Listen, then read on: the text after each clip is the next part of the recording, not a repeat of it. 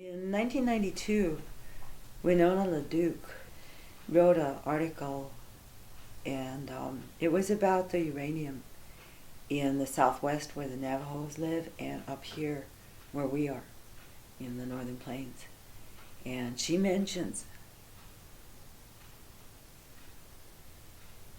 national sacrifice areas. The Navajos are a national sacrifice area. The Great Sioux Nation, we're a national sacrifice area. Sacrifice to uranium production, radioactive pollution.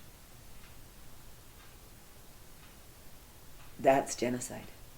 That's pure out and out genocide. It's like if they wanted to do away with the Navajo Nation and wanted to do away with the Great Sioux Nation, why didn't they just drop an atomic bomb on us? A nuclear weapon. Because that's what they have done.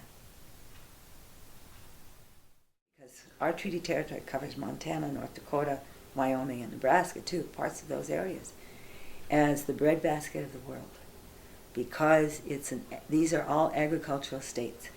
They breed cows for beef, and then all the wheat, corn, soybeans, a whole lot of rye, oats, a lot of agricultural products.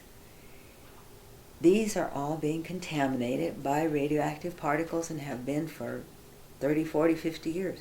How much food is sent out of here that is radioactive?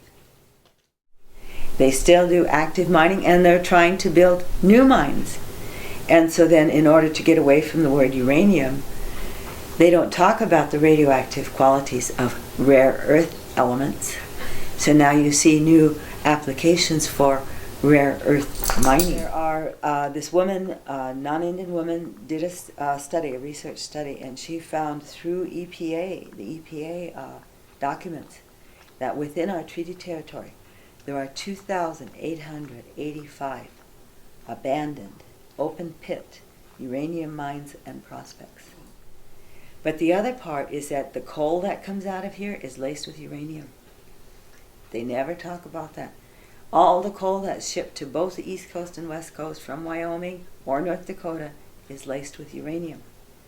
All the coal-fired power plants in Wyoming and North Dakota that burn this coal, that smoke that comes over the Black Hills comes onto all of the people, has uranium particles, radioactive particles in it, because the United States does not monitor or regulate radioactive particles from coal-fired power plants.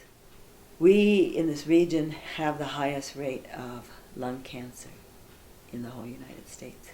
When the bottom fell out of the uranium in the 70s, right after 3 Mile Island, all of these companies just left. They left.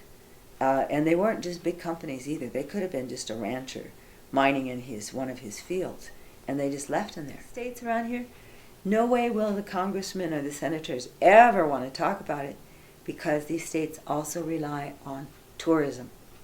Mount Rushmore. How many tourists, of the 3 million tourists, will come here if they know that when they're drinking water in these motels in Rapid City, that water contains uranium? They're not going. It's the whole country that needs to wake up. Every senator and congressman in this country should want to pass our little bill to clean up all these abandoned uranium mines and to put a moratorium on new mining until all of this whole country is clean again. It's dirty right now. It's polluted with radioactive particles, and nobody knows.